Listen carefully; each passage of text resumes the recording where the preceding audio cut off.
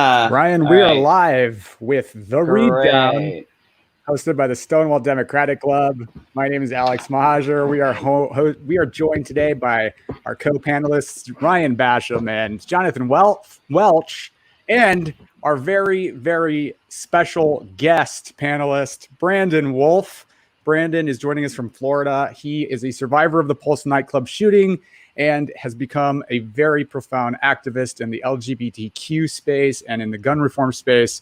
So let's all welcome Brandon Wolf. Thanks for joining us, Brandon. I can also attest to Brandon has excellent suit game. He always comes well dressed. Thank you.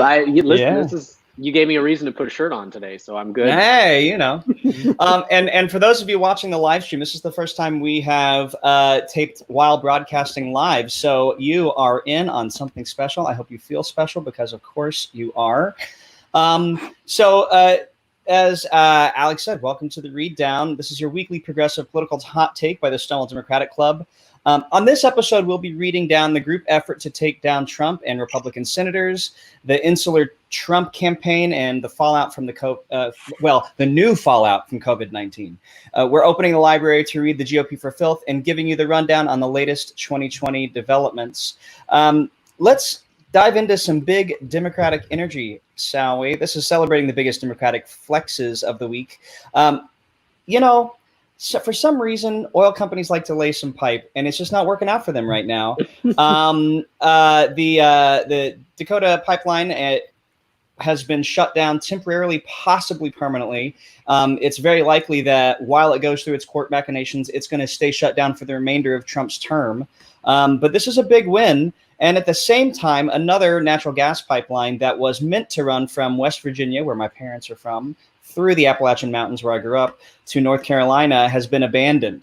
So can we just talk about some big wins for saving the earth and not destroying the landscape just to get some fossil fuels through it? Yeah, who's taking me? I'm happy to take it. Jump in. Go. Yeah. Well, I think, first of all, shout out to Indigenous people and activists who've been doing this work for a really long time and have faced some pretty horrific treatment. If we remember how people were treated, throughout this whole process, it's been horrific. It's been inhumane. So shout out to the people who've been doing this important work for some time. And also shout out to our government and specifically Republicans in office who are so inept that they are incapable of doing anything without running into a snag or a snafu that runs the whole thing into the ground. I mean, we've seen the same with Supreme Court wins in the last couple of weeks, specifically, and I'm thinking about DACA, for instance, was so badly botched by the federal government that the Supreme Court had no choice but to strike down the effort from the federal government. So shout out to activists, shout out to those who are doing the work on the ground, organizing for this win. Also, shout out to our totally incompetent and inept leadership on a federal level for giving us this win. And I think this leaves us with an opportunity, specifically with Democratic leaders. We have to be moving into the future on energy policy in this country. I remember, or maybe I don't remember, or my dad told me about it, but a time when America took pride in leading on these things, right? America took pride in leading on manufacturing. America took pride in leading on IT and tech in the 80s and 90s. Where is that American leadership right now? America has an opportunity to lead in the space of green energy. We have an opportunity to push back against, centuries of fossil fuel control in this country. We have to do something different. This allows us an opportunity, and Democrats, for me, are the clear leaders in this space. I think we got to seize on this opportunity. Well, it's also a diminishing opportunity too. Let's be clear. If we don't jump on this now, China is going to be the leader in green energy, and we're going to be playing catch up. So, Alex, I didn't mean to interrupt you. Go ahead. Oh, I thought you were going to say something. I can riff on this point, though. I can. Oh, just kidding, Jonathan. Go, get it.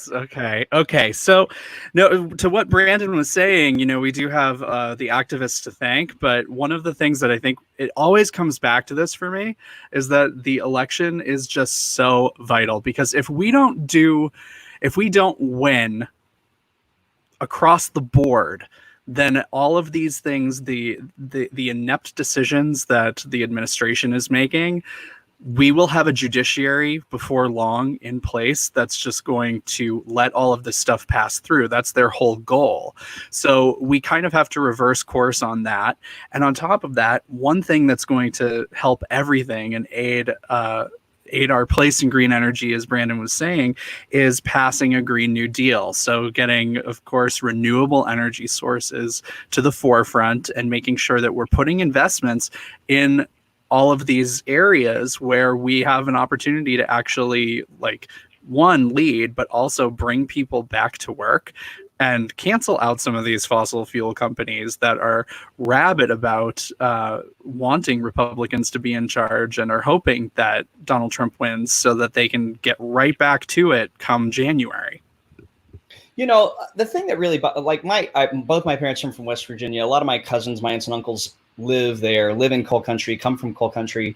And the fossil fuel industry has done a really great job of indoctrinating folks in these places into thinking that the fossil fuel is their only pathway to a livable wage, their only pathway to the middle class. And to be fair, in a lot of places in West Virginia, in Southwest Virginia, in Kentucky, the options are work in the coal mine or sell drugs. So it's not that it's not true, but at the same time, it's not that expensive to retrain people to build solar panels.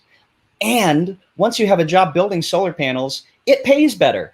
So, it's not like we can't replace these dying coal jobs.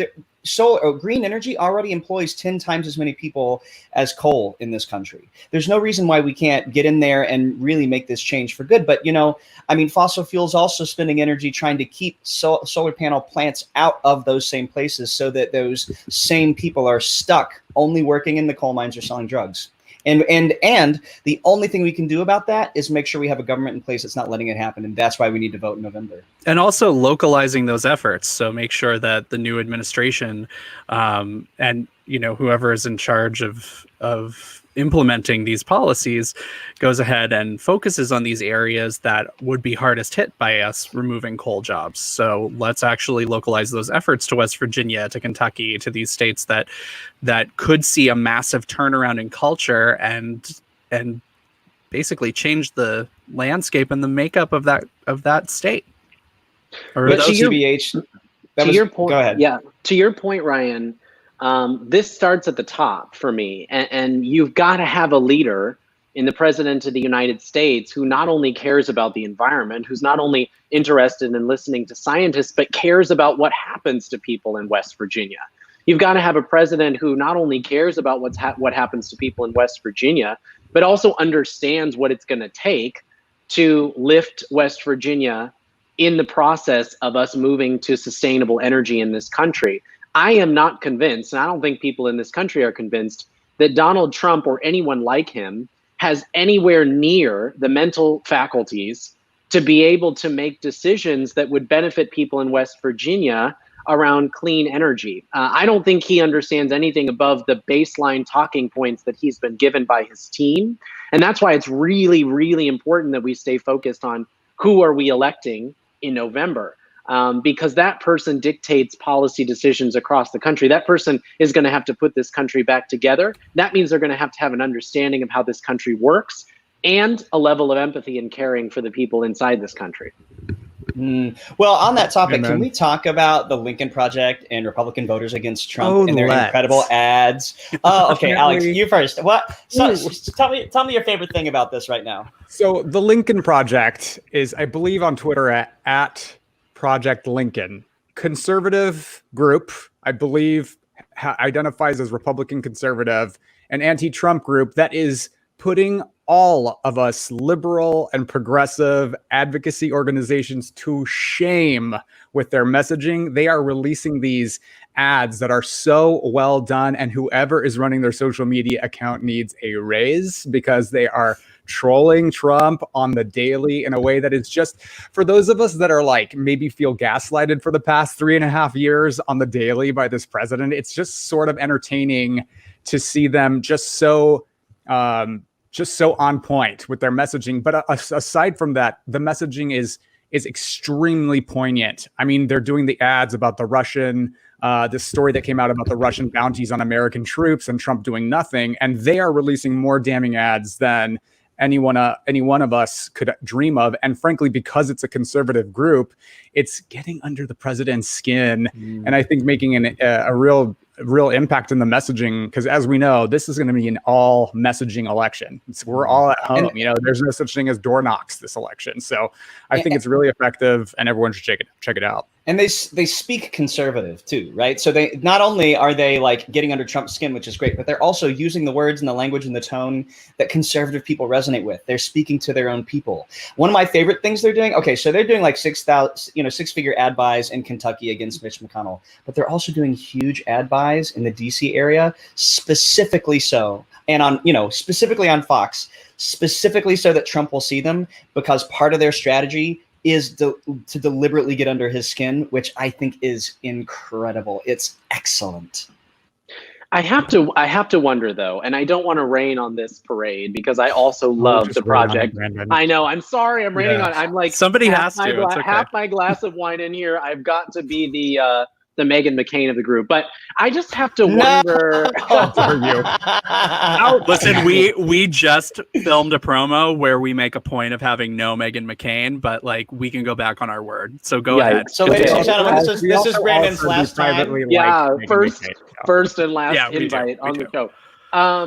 No, I just have to wonder: is the strategy of viral Twitter videos and putting things on ad buys in Washington, D.C. on Fox News, is that actually going to change the outcome of the election? Because people like my dad are Trump supporters, or have been, and they're the ones who need to hear these messages. They're the ones who need to be presented with facts over and over again. They're the ones who need to be reminded that their lives today are not better than they were 3.5, 4 years ago when we elected this man. They're the ones who need to hear it. And my dad is not in the Washington, D.C. area. He's not, he's not in one of these seats like Mitch McConnell's seats. He is in Portland, Oregon, for instance. But there are people across the country, I think, in these conservative pockets that could be moved if they heard the messaging of groups like Republicans Against Trump and Project Lincoln. But I just wonder if those things are actually breaking through. Every time it gets 100,000 shares, or I'm sorry, retweets. Here I am like talking like I don't know social media. Every time one of those videos gets 100,000 retweets, that is a very, very small fraction of the electorate. I mean, Donald Trump won Florida by 113,000 votes. So 100,000 retweets is not going to cut it. I just wonder, is this messaging actually breaking through where it has to impact the election? Yeah, I think that's a good point. But also, I just want to say, some of the most effective campaigning that happened in 2016, and if but for all the interferences and interventionism that cost us 77,000 votes in those 3 swing states, we would all be here saying that Hillary Clinton ran one of the most effective campaigns in history, won more votes than any other presidential candidate in history, second only to Barack Obama. But because of the Electoral College loss, there's been this skewing of this message to sort of suggest that she lost and try to lay the blame. And look, she won 3 million more votes. It was an abhorrent fluke of our system that led to Trump's election. And because of that, I think it's really worthy to look at how Hillary ran her campaign and look at the way 19 Republicans during that primary in 2016 could not defeat Donald Trump, but it was Hillary Clinton who got up on 3 debate stages and knew exactly how to needle him and get underneath his skin and make him, by 30 minutes into each of those debates, he was so frustrated and angry and so embarrassed to be humiliated on the world stage by a woman that he would just implode. And I think that there is something to be said for Hillary's camp and the way they prepped for those debates, because they knew that he was triggered by being insulted by a woman. They knew what he was triggered by. And I think that it is maybe effective to get under his skin and let him show the American people just in we can see it on the day-to-day when he gets up on screen. And I think most people have a very negative reaction to the way he's handled our coronavirus and the recent Black Lives Matter protests. So I hear what you're saying. Very good point. And I do think we should be conscious of what audiences we're trying to target.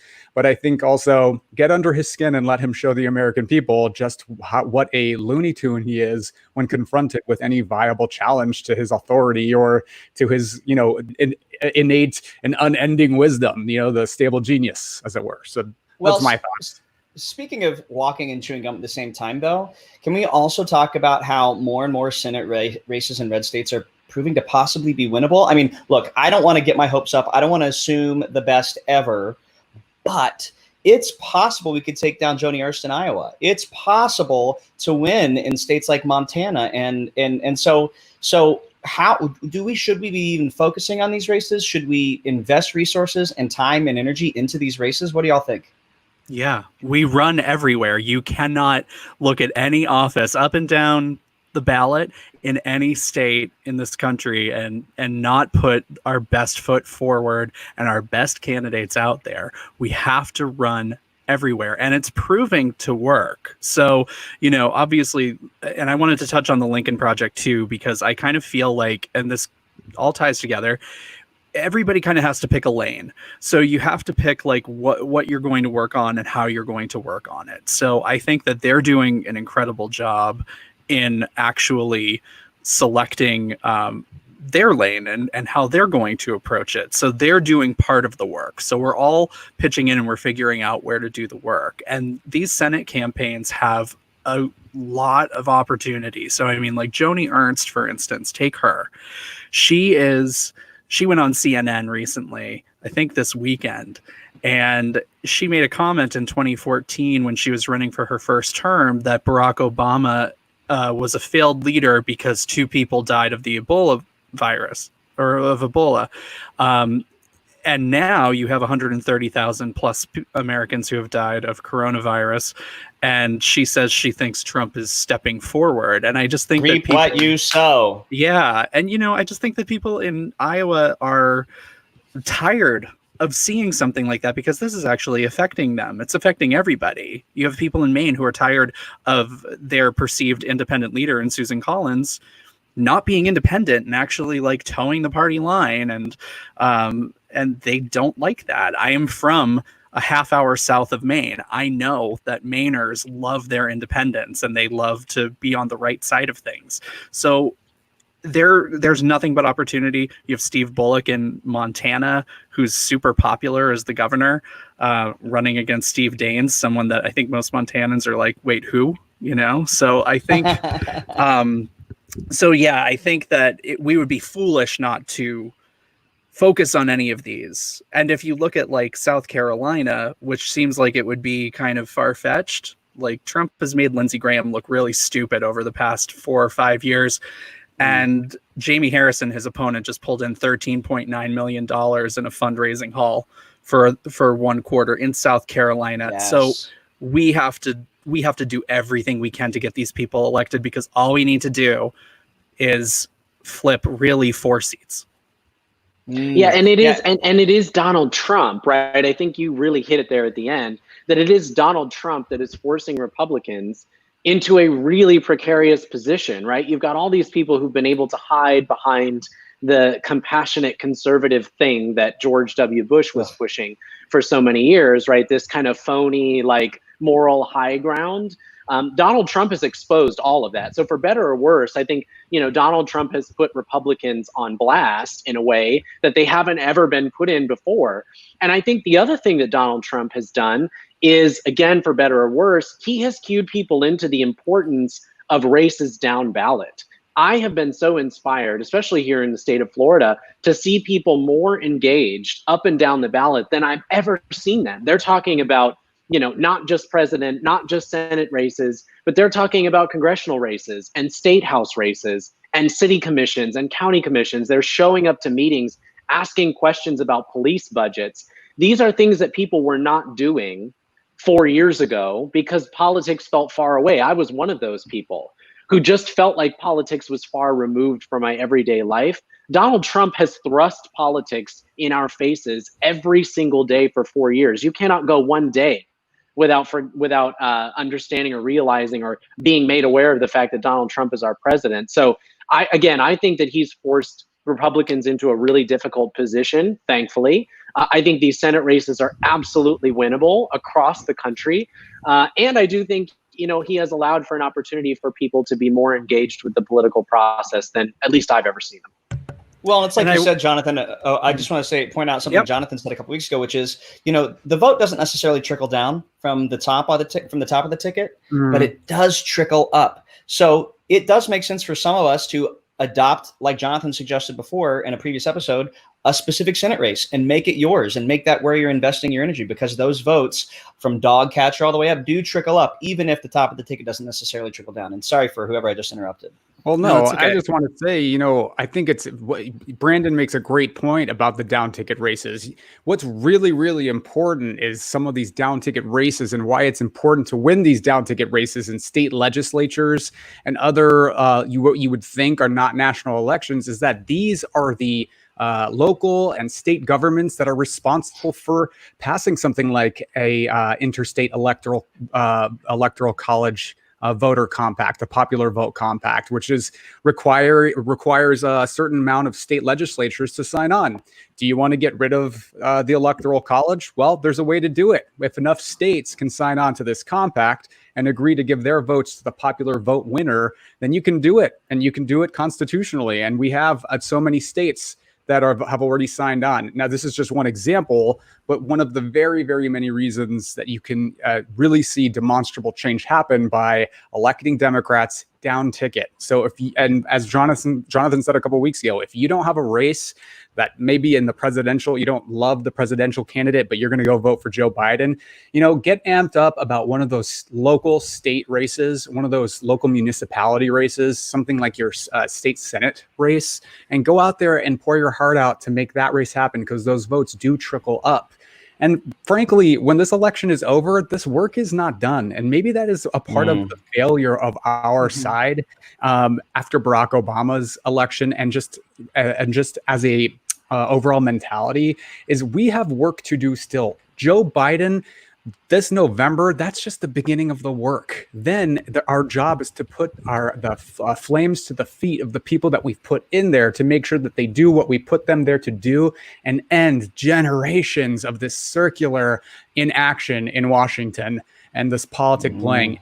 And we have to get ready to show through the vote that we will throw you out right away if you're not doing what you set out to do. And frankly, if you want to get big corporate money out of politics, you got to elect Democrats, because they're the only party of the two that are going to make any, or are even proposing any action. H.R. 1, it was passed in the United States House of Representatives in the very beginning of this Congress. It sits in the graveyard of bills on Mitch McConnell's desk.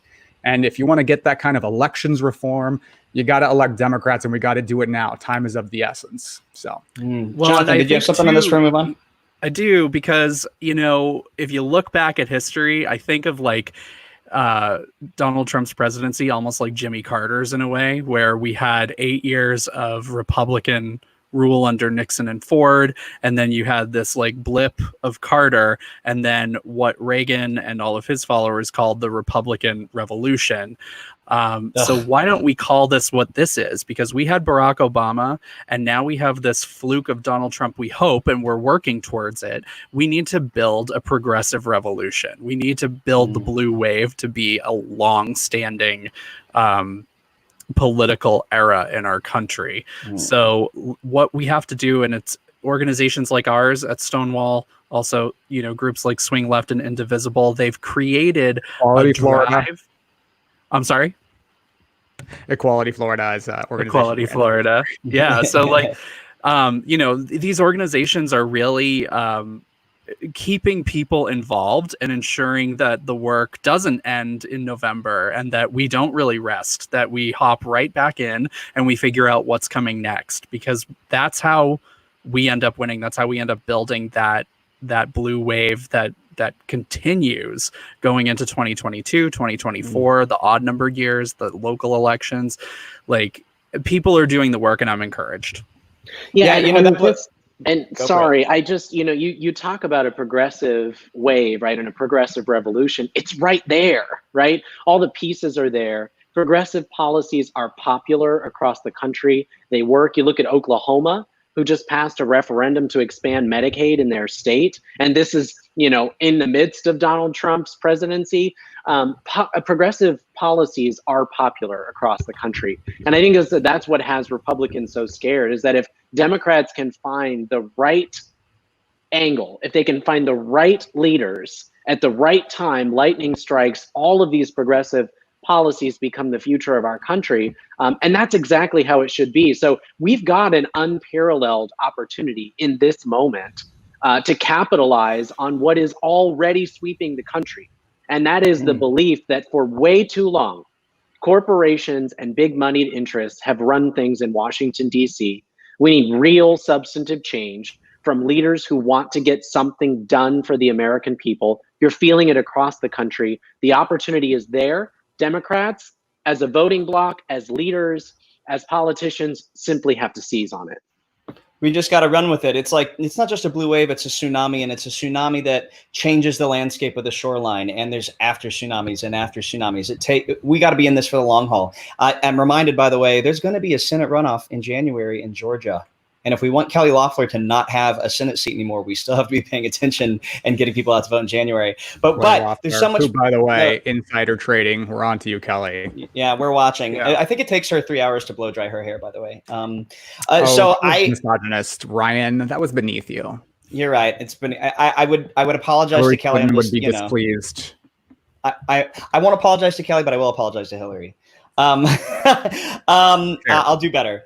Sure. So can we talk just briefly before we talk about some COVID-19 stuff, that Amy Cooper, the woman who called the police on a black man in Central Park, is now being charged with, I believe it's false reporting to the police. Mm-hmm. And going down left and right. I mean, that's social media machine wasn't enough. If it's not it's like the dawning of the age of the Karens being taken down, and also, by the way, that guy, he's a pioneer in incorporating queer characters into comic books. Did you know that? He's like a Christian Cooper. Christian Cooper. He's a queer nerd legend.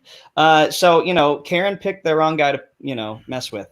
Yeah. Sorry, Karen. I have to say, part of the last few weeks that I've found very satisfying is this new, I think cancel culture can be very problematic, but I also think that there is a space and a place for societally shaming views and behaviors that are no longer acceptable in any Western society. So when I see a Karen, there's one of a woman in, I believe, Sacramento type area using the N-word right to this woman's face, and she gets decked in the face and it goes viral, and I'm not a proponent of violence, but there's something deeply satisfying to me about that woman publicly being shamed for her views, because I think for far too long we've been very silent about this rampant racism and misogyny and all these other forms of just of microaggressions against people that are marginalized or that people that are disadvantaged in any way. And it's just like sort of like the dawning of a new era when we see it's just so quickly. Twitter is on it. You post one video of that lady in the convenience store being awful to another human being, and that goes viral. And within an hour, who she is, where she lives, what her company is. And yeah, that company should go down. Yes, that school district should know that one of their teachers was doing this to a little girl on the street and scaring her and saying she's going to kill her. That's not acceptable behavior. And to me, it's a form of justice. And if our justice system isn't going to do it, then let the people do it. That's how I feel. And I'm not sorry about it. Well, and the guy in the Costco that we saw this weekend who was, he was yelling at and threatening and saying that he felt threatened by an elderly person who asked him to put a mask on. And he was wearing that shirt ruling the world since 1776, which is historically inaccurate at the least. And he was just going on and on. He's lost his job. Twitter, identified him. His company fired him. And I'm sure further repercussions will happen. I'm not a fan of cancel culture either, but I also, there's a lot of research has been done into teaching by shame, and generally speaking, shame doesn't change people's beliefs or behaviors. It just kind of makes them go underground. However, if we don't make an example when we have the opportunity to, how else do we teach? Yeah.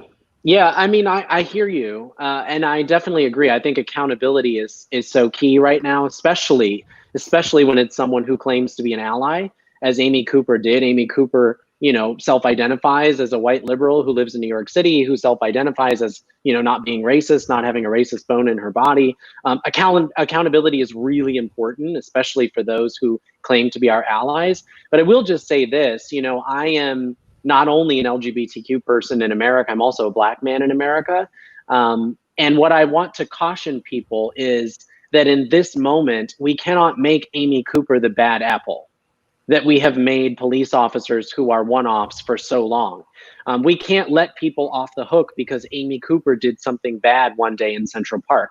The reality of the situation is that Amy Cooper, a woman who claims to be an ally to the African American community, a woman who claims to be a liberal, a progressive in New York City, knew so instinctively how to weaponize her race that in a moment's notice, she flipped it on like a light switch. It was built into who she is from the time she popped out of the womb. So we have to have real conversations outside of just holding Amy Cooper accountable around what are we going to substantively change in our communities? Are we actually going to address the white supremacy that is so steeped into every single part of our consciousness? So steeped that a white person like Amy Cooper could tap into it at a moment's notice? Are we going to address bloated police budgets that continue to dump money into systems that just have random people roaming the streets with guns with absolutely no qualifications to handle many of the situations they're thrust into? So I agree with you. I'm here for accountability. I'm here for the culture that holds people like Amy Cooper to account for their actions. But I also just want to caution that does not substitute real substantive change in our communities. And I don't want Amy Cooper to get off as being just a bad apple without us addressing white supremacy as a whole. So I think we could go on this specific topic. We should have a whole separate podcast about just this. But I also want to talk on the read. But I also, there's another kind of corruption I want to talk about, and it's related to COVID-19. So there's a lot of new COVID-19 news this week, a lot of new benchmarks being hit that we don't want to hit. But the thing that's really bugging me right now is the SBA data showing that a lot of the PPP loan money has gone to political insiders. A lot of it went to Mitch McConnell's wife's family company. There's a lot of Kanye West. Oh my God!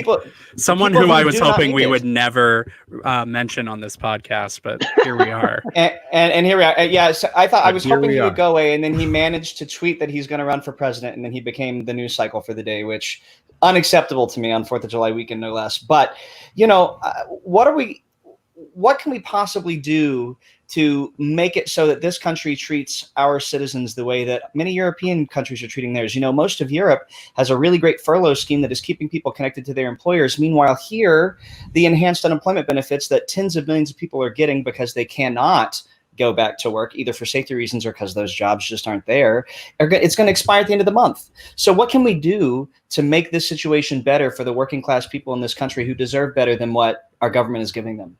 Well, I mean, I've got to tell you, you nailed it at the end. Again, it is leaders in this moment. It is a lack of leadership all across this country. I'm in Florida, and we have seen, tens of thousands of cases each day over the last week.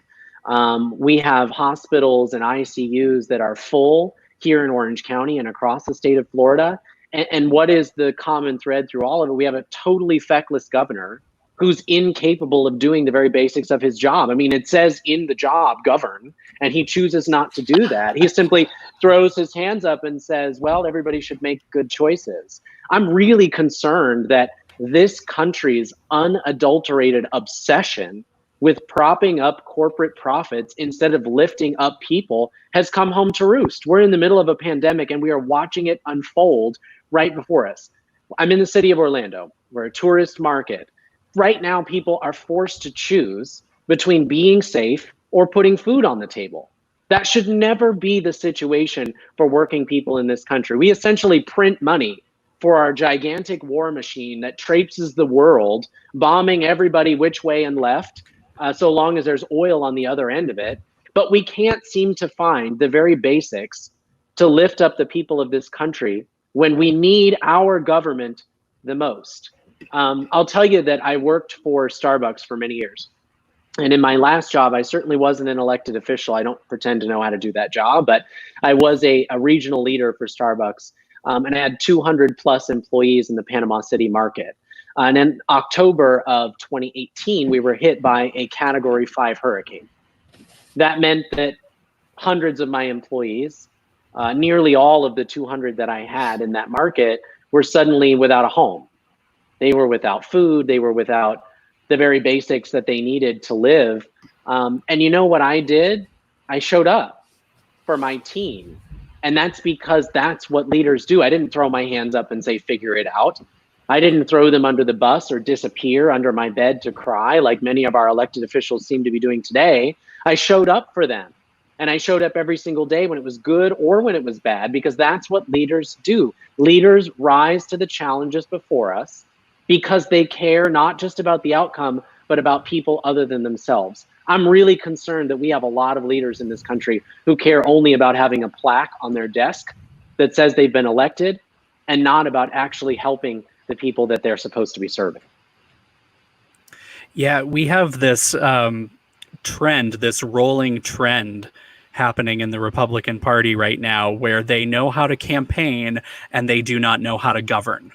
So that seems to be something that we're seeing Ron DeSantis, we're seeing that in Donald Trump, we're seeing that in a lot of people who know what to say on the campaign trail in order to appeal to the right people, in order to get them elected. But once they're elected, they have no capacity to govern. They have no capacity for any level of compassion or understanding of what other people are going through. And mentioning Lindsey Graham again, I believe he said something to the effect of, that we would pass another relief package over his dead body. What does that say to people who need the help? I mean, people need help. We go through crises in this country and people need the help. And this is the largest crisis that we've faced in many generations, and they come up short. There's just nothing happening at the top. No federal leadership. And so therefore everything is just chaos. And that's what we get. Well, and that goes back to, what we were talking about earlier about voting down ballot. We also need to build a backbench of people who have had local elected office and regional elected office, statewide elected office experience, so that by the time that they're in a place to run for something like governor, we're putting up people who actually can govern, so that we're not having the Democratic version of a Ron DeSantis who couldn't, govern his way out of a wet cardboard box.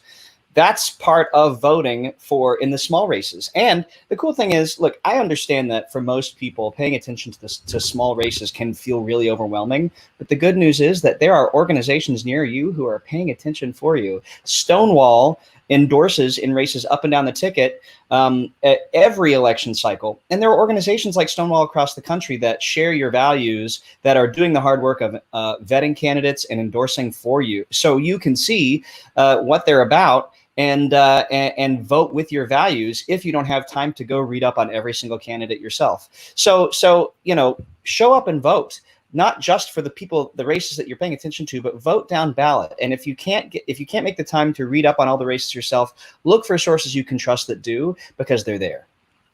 I have one more thing I want to say, because we were going back to the SBA. We were talking about all of the loans that have gone out and how all of these people have received, like the Kushner family received 4 loans out of this program. But a lot of the businesses in my local community in Highland Park, Los Angeles, are closing for good because they couldn't receive any assistance. A comedy theater that was once very close to me, that I performed at off and on for 8 years and have a lot of friends through, Upright Citizens Brigade, received some of these loans, took loans saying that they had to support 160 employees, and then immediately laid off all of those employees with no severance. So I think that we have an issue at the top where we're absolutely not monitoring who is getting this money. And it's imperative that we start to look at who's getting the money and the organizations that have received the money. And if they're misusing those funds, they also need to suffer some consequences as consumers. So we need to turn around and be the Karens. I will never go to Upright Citizens Brigade again. I don't know if they're ever going to reopen, but I just think that if we hear examples of that, we also need to act on that and hold people accountable. Well, and in order to overshadow all this piss poor leadership, Donald Trump and his campaign are going all in on racism and division. His speech at Mount Rushmore was truly disgusting, but there's a segment of our population that thought it was an incredible speech. They were inspired, they felt seen, they felt heard. How do we respond when people that we know hear that kind of rhetoric that's meant to distract them, and it's working, from this horrible leadership? How do we respond to people who listen to that and go, you know what, that's my guy, I identify with him, I'm glad he's my leader?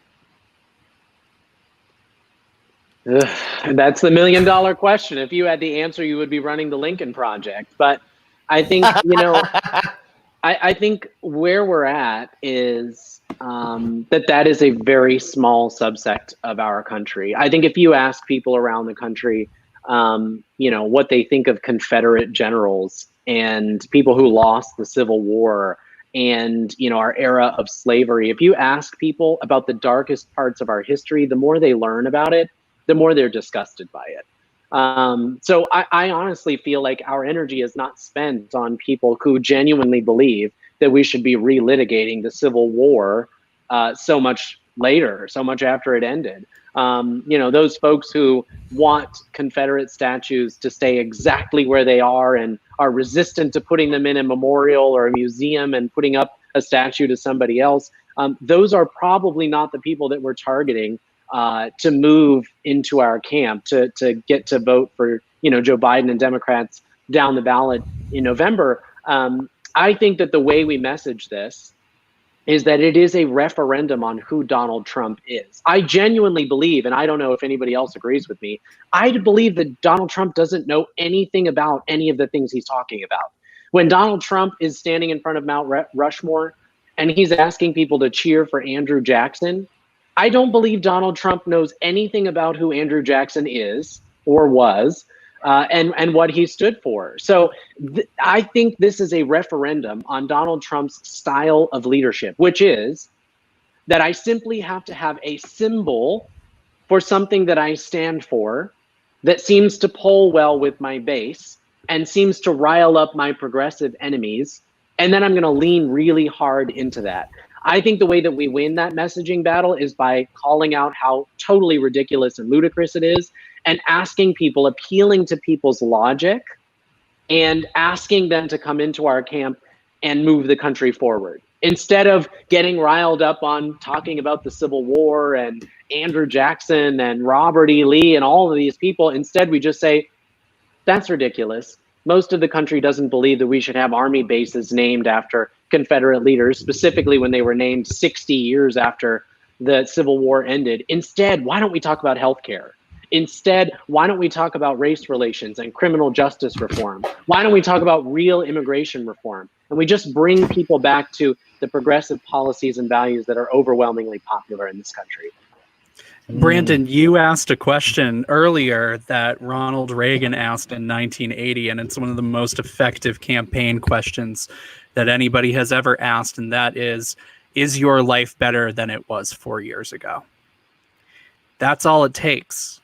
Ask people, really, is your life better than it was 4 years ago? I mean, if we're going to reach anybody, it really has to be personal. And we can tell our personal stories, but we have to ask the personal questions of others who are up for grabs or who could be moved and swayed. We want to know, and for the most part, I looked so good 4 years ago. Now, not great. Things are not going so good. And it's taken a toll on everybody. So really get to the heart of that question, because that's what's going to move people. Yeah, I mean, really asking people, can you imagine 4 more years of the last 4 weeks? And the answer for me is absolutely not. I don't know if I could survive 4 more years of the last 4 weeks. This is the first time that Donald Trump has faced a real crisis in this country. He was gift wrapped an economy that was on the rise. He was given a country that believed in hope and a vision for a brighter tomorrow. He was handed the best possible situation. And at the first sign of crisis, the entire country unravels under his watch. I can't imagine 4 more years of the last 4 weeks. I can barely imagine 4 more months of the last 4 weeks. And so for me, that's been the most powerful question to ask people, even those who supported Donald Trump in 2016. Can you genuinely imagine 4 more years of the last 4 weeks? And are you willing to take that risk with your livelihood? Brandon Wolf for president 2020. Not old enough just yet. Don't age me like that. And also, it's too late to get on the ballot in 8 states. We know this with Kanye. You can't do it. Get out of here. But Brandon, let's talk about it at 2020, 2024, because maybe you won't be old enough yet, but I haven't done the Joe math. Biden's a bridge candidate. I haven't done the math, but I'm assuming it'll be AOC and I'll be somewhere campaigning for her. Well, I'll be on that campaign. Yeah. I mean, but for what it's worth, Brandon, you look great for 22. Oh, spot on. Right. Thank you. Right. Wow. I'm coming back all the time. I'm coming back all the time. So here's I just want to say one thing. So I grew up in Tennessee. Lamar Alexander, retiring U.S. Senator from Tennessee, isn't going to the Republican National Convention, which is, by the way, still happening in person, because he wants to let somebody who hasn't ever been a delegate yet have that experience, because he's been going for the last 40 years. What's actually happening is he's 80-something years old, and he doesn't want to get the goddamn coronavirus. Yeah. Right. He doesn't want, and so all these Republicans are like, oh, I don't know if I'm going to go or not. And what they're really saying is, my president has led us into the depths of despair with this virus, and I can't risk being in public. So I'm just going to be altruistic, and one of you youngsters get to go in my place. I just, I'm so glad he's retiring. I wish we could replace him with a Democrat in Tennessee. We probably can't, but whatever, it's fine. You know what? It isn't fine. Do better, Tennessee. I'm just glad I got out. So I would like to soapbox. Are y'all ready to soapbox? Let's do it. Let's do it. All right. So my soapbox, I was afraid you were going to give away my whole soapbox, Alex, but you didn't. You just alluded to it. So you foreshadowed my soapbox, which is the, are you ready for this? It's the National Popular Vote Interstate Compact. So it's the thing that Alex was talking about earlier. Several states have passed a law that says that that state's electoral votes go to the winner of the popular vote, regardless of the winner of the vote in that given state, right? So all we need left are 88 more electoral votes for this to become a thing, because once 270 or more electoral votes are represented by states that have enacted this law, it's just done. And because of a Supreme Court ruling this week, it can't be challenged. We don't have to worry about it falling apart in the courts. It's a done deal. So we elect Democrats this fall, enough Democrats in state legislatures and governor's mansions, we can get through the rest of these 88 electoral votes, and then we effectively elect the president by the popular vote going forward. And I can't believe we haven't done this yet. But you can check out more about it at nationalpopularvote.com. Lots of details. They even have maps and graphs, which are some of my favorite things in the world. So that's my soapbox. I'm going to go counterclockwise on my screen too. Jonathan, what's on your soapbox? Alex Mohajer took my soapbox as well, because he was talking about what is happening. What is happening for 2 minutes on this entire broadcast, and it was the most important 2 minutes on here. Take note, Jonathan. I'm a spoiler. Okay, but come on. Yeah, I know you were so oddly quiet because you were talking about the Karens, but I have a backup. No, it's okay. I have a backup. I just have to ask a quick question of my co-hosts on this podcast that I produce. Is it okay for me to mention a candidate that Stonewall has not endorsed? You can as my own personal. This is your own personal view. This is your editorial commentary, not representing the Stonewall Democratic Club. Kids, I'm from Massachusetts, and the most progressive senator in the United States Senate is about to be primaried out of office by a moderate, and it is really concerning me. So September 1st is the Massachusetts Senate primary, in which Ed Markey, who is the author of the Green New Deal, is going up against Joe Kennedy III, who is the grandson of RFK. And I am a huge fan of the Kennedys, but in this case, we have to defend the incumbent, and I'm hoping that people will go take a look at Ed Markey. And if you are in Massachusetts or know people in Massachusetts, please have the conversation about how we need to protect Ed Markey in the United States Senate. Of course, if Joe Kennedy does win that primary, then Democrats hold the seat, and that's fantastic. But I think it would be a huge loss, and I would love to see some support for Senator Markey, who was also once my congressman and is a wonderful man. I just want to say though, I have such a crush on Kennedy. Like he's just so he's like super hot. Listen, super hot. You guys are gross, and I can't. I'm with you, Brandon. He's my fellow ginger. No. You know he's what's my fellow hot? Ginger. You know what's hot? Progressive policies, the Green New Deal. That's hot. Okay. Yeah. Come on, You're right. GND. You're right. Listen, You're right. and AOC is way hotter to me. I just proved that I would sleep with anyone, but Well, just about anyone. But we already knew that.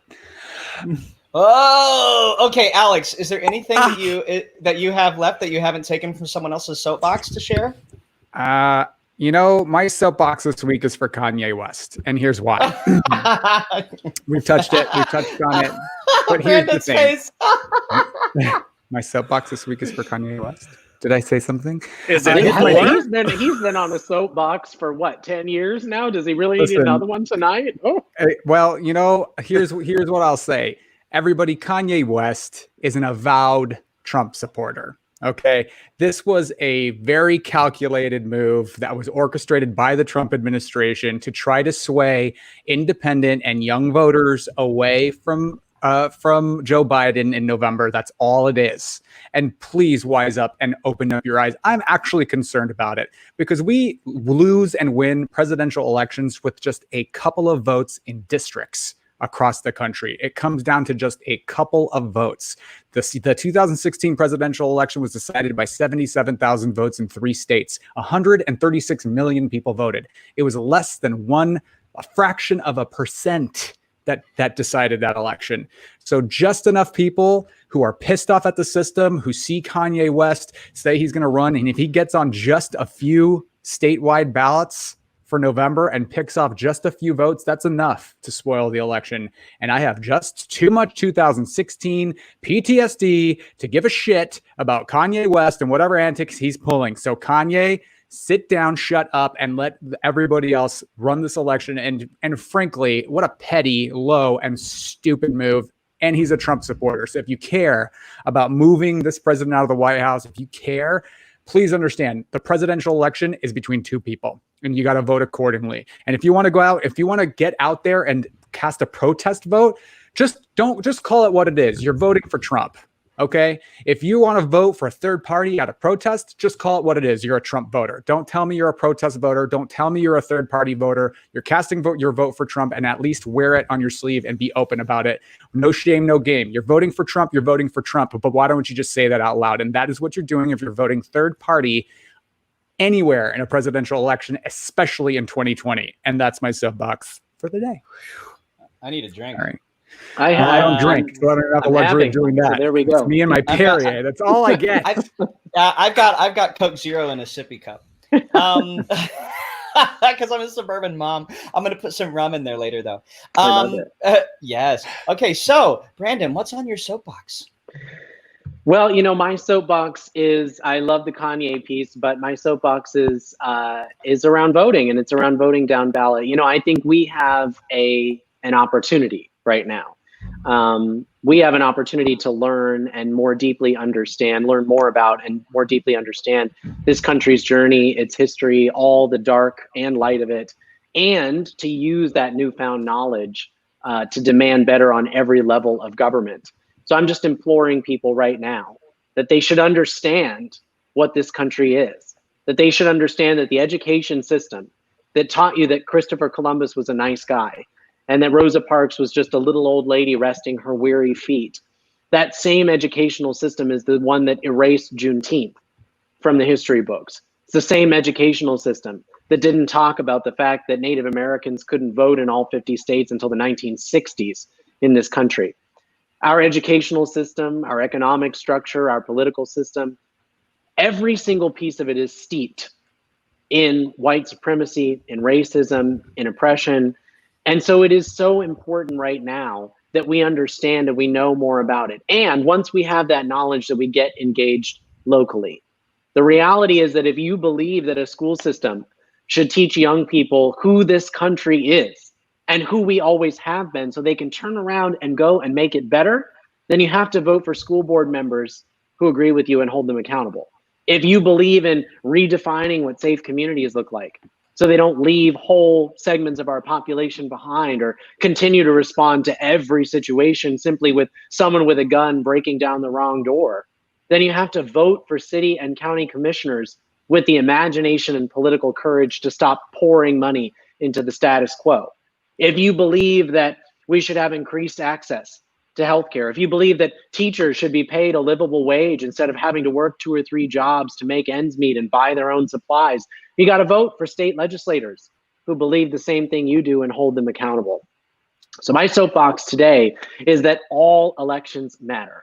All races matter. And in this moment, it's important that we be engaged in all of them with the same passion that we're engaged in the presidential election. We have to use this moment, this national dialogue around race, this national dialogue around health, to educate ourselves about who this country is, who we always have been, and force ourselves to get more engaged than we ever have been in order to make it better for the future. We got 120 days. 120 days. We can do this. Thank you, Brandon. Brandon, since you may be new to some of our audience, where can they find you? You can find me on social media. If you want to find me on Twitter, I'm at @BJoeWolf. I'm sorry for all of the stuff you might read on there. It's a little unfiltered. You can find me on Instagram at Brandon J. Wolf. And then, of course, all of my opinions tonight have been my own, but I work for Equality Florida, which is our state's largest LGBTQ civil rights organization. So check out Equality Florida while you're there. Awesome. Well, thank you so much for joining us this week, Brandon. We would love to have you back. I still think you should run for president in some race. We'll get there. We'll get there at some point. I'm Ryan Basham. My co-hosts are Jonathan Welch and Alex Mohajer. Our special guest this week has been Brandon Wolf. This podcast is I don't know what Alex is pointing at, is at. Yeah, but okay. How about that, Alex? Where can people find you on the socials? I was pointing at Brandon. Oh, okay. You were talking about Brandon. He was definitely telling people to but follow also, him on social media. He was. But also, Okay, let's since we're on it, Alex, what's your social media handles? You can find me everywhere at Alex Mohajer. It's a Persian last name and it means immigrant. So there it is. Ooh, and Jonathan, where can folks find you? At Jonathan B. Welch. It's an Irish last name. It means juice.